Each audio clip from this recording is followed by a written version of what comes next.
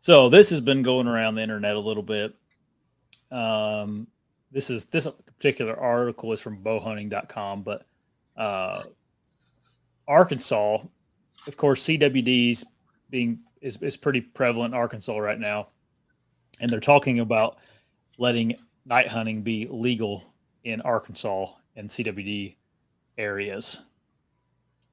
And essentially, their thinking is that they know that night hunting is easy, so why not make it allowed for CWD testing and reducing the population and all that stuff, because it's easier. And then the purpose of the article, Brody Swisher wrote it here.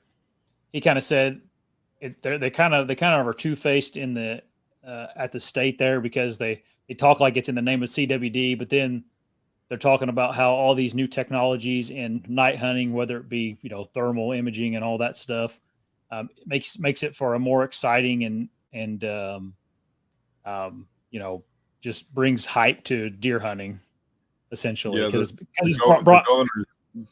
yeah, because it's brought hype to like hog hunting and coyote hunting and all that stuff. They think it's going to do the same thing for deer hunting, which is Yeah, and the it's like, governor's brother probably has an investment in thermal imaging. well, it's like I thought we were just doing this for CBD, not to create hype for um, Right. deer hunting in Yeah, some kind of manner. there's a few big things about that. I mean, number one, I don't think sportsmen will ever go along with that. Allow it. I mean, Yeah, your average guy, I mean, is going to be turned off by that. yeah. I believe. I believe. I mean, if we polled the people reading this, I think Oh you'd be hard yeah, to find 5% that agree. yeah, Um, the other thing that I would say is when they try to sell this stuff as like a temporary thing to cure a problem, yeah. you open up a can of worms, you can't close it. You can't Right. undo stuff. It's it's like making a youth season for deer. You can't undo that. Now we have a youth season forever. Yeah, You know, you can't change things back. You got to really consider what's going to happen if you change something, because you ain't going to get it back. yeah, yeah. You'll have night hunting from then on. Um, who are we talking to? What country is that has New Zealand, or New Zealand. Yeah. but they have a whitetail population. They actually got deer from, I think, Wisconsin back in the 1960s, I think, Mm-hmm. and they have night hunting. Mm-hmm. And actually, the people that we know, me and you, they're bow hunters and they like the sportsmanship of bow hunting. But they said that people can night hunt with rifles with Yeah. spotlights at the same time you're bow hunting. It's not like you get a bow tag or you get a gun tag. You get a tag. Yeah. You just go out and hunt. And you can either use a high power rifle and a spotlight and a pile of corn, or you can try and bow hunt like these guys over scrapes and trails and bedding areas. And Right. uh, it really just takes the sporting out of it. I mean, look at how jealous people get and angry they get about crossbows. Oh Because yeah. they got an advantage. Think about if people had the advantage of a high power rifle, spotlight, and corn piles. Oh my gosh. Yeah. I can't imagine like the amount of pressure that it's going to put on deer too. I mean, you're going to be hunted all day because of the normal average hunter. Then all of a sudden you're going to have this group of night hunters coming in, pushing them around at night. Now it's like, gosh. That's what makes deer hunting in the north so hard is the wolves. They hunt them all Yeah. night, hunt them all Right. night, all day. Those deer get to be paranoid. Yep. Yeah. That can't be good for them. Getting that much pressure on pretty much 24 hours a day, and then that pressure is not making them any healthier to combat CWD either. It's like, geez. Yeah, Um, the trouble is, most hunters are like, conservative, and mhm. conservative type people just like to be left alone and mind their own business. Yeah. And they'll look at something like that and they'll say, "No, that don't sound right. I hope they don't do that," but they won't go do something about it. You know what I Yeah. mean? Yeah. So if nobody stands up and says something down there, and nobody stands up to these people, the minority will win, which is Yeah. what happens in this whole country with everything. You Right. get 5% of the people making the rest of us dance. Yeah. It was I was either watching something or listening to something. I must have been listening to something.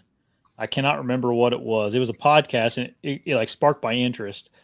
But it was a guy from Iowa. Oh, it was one of the Exodus podcast, and it's a guy from Iowa, and he like is he's a farmer, a deer hunter and a farmer, but he's also gotten really good at organizing like um, hunters to go and fight legislation that don't favor the hunting community, you know. Mhm. And he did a really good segment on how to properly go about doing that, and it'd be cool to have him on to talk about that just for a short little bit. How to like, you know, form a group, get enough people to make a dent in something, and then go and take it to the state or whatever. Like he was a big part of all that stuff that was going on in Iowa with the crossbow and Mhm. all the stuff that got proposed this winter in Iowa. It got shut down, and he was a big part of helping get that all swept under the rug, you know, or whatever you want to call it, taken off the Yeah, there is table. a procedure for it. Not everybody knows that. Yeah, yeah, and I don't think it's as complicated. Like it's not overly complicated. It's just you got to know Wisconsin how is to do pretty it. simple, but nobody does it. I mean, they have Yeah. spring meetings where you have an opportunity to speak up. Hmm. You go to your legislators, and your legislators can force the DNR to do certain things. Um, but you go to your spring meetings, in my county, 5 or 10 people will be there for the whole county. Really. You know, they'll do important votes. 5 people are deciding for the rest of the county. Yeah. Nowadays they started sending like digital votes out, but it used to be you just voted there, and if you didn't show up, you didn't. Your vote didn't. Yeah. You know.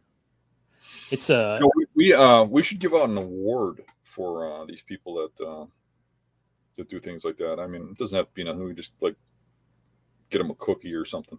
right. Call it the Beast Award or something. Yeah. But I think I got your guy beat. Oh yeah. Yeah, but it's not really sportsmanlike, so hunting. So you're going to win if we do it about hunting. But we had a guy in Jefferson who, and this is years ago, but he didn't like what was going on with our corrupt leaders of the Jefferson City here that are running us. So he took his manure spreader and went down there and just aimed it at the building and drove around the Capitol or in Oh Jefferson. my gosh! Really? Yeah, and he sprayed the whole building with crap. I think he really got in a lot of trouble, but I bet. he was smiling the whole time. Everybody that saw him, he had a big smile on his face. And, Oh, that's funny. That's yeah, one way I'd of like, going about it, I'd I like to meet guess. that dude. We should have that guy on for a podcast. Let's see. Well, you don't like when something's going on. How do you handle it? Yeah.